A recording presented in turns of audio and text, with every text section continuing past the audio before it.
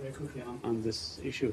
Yesterday, your counterpart from the White House on the plane apparently told reporters that the president did not agree with Russian President Putin on anything regarding Syria. So, are we to understand that now this coordination between the United States and Russia on Syria is on hold, or is it frozen? We are continuing to talk to Russian authorities about how to best move forward in Syria, to include getting a cessation of hostilities that's nationwide and that it's enduring. I don't have any specific decisions to announce or speak to today with respect to greater coordination or greater communication. There's already an avenue of communication between our Defense Department and the Russian military with respect to safety of flight and general situational awareness.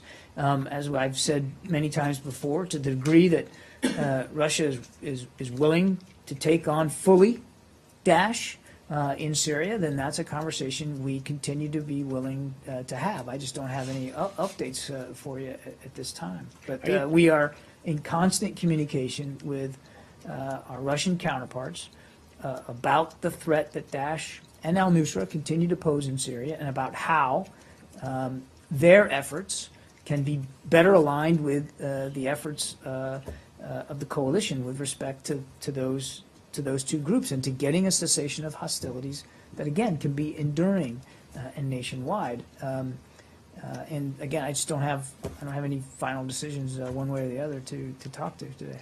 Do you think that the kind of rhetoric we are hearing from the NATO summit, for instance, vis-a-vis Russia, could in any way sort of alienate Russia and widen the gap where they can take, sort of a more hardened position in places like Syria? I also understand that there is going to be, maybe it's already happened, I don't know, a NATO-Russian commission discussion.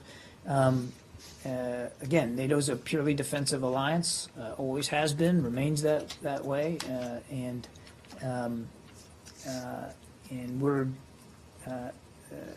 we continue to have, as a NATO member, we continue to have conversation with Russian authorities about NATO capabilities and about NATO engagement on the continent and beyond. Last one, I'm afraid. I got to get going.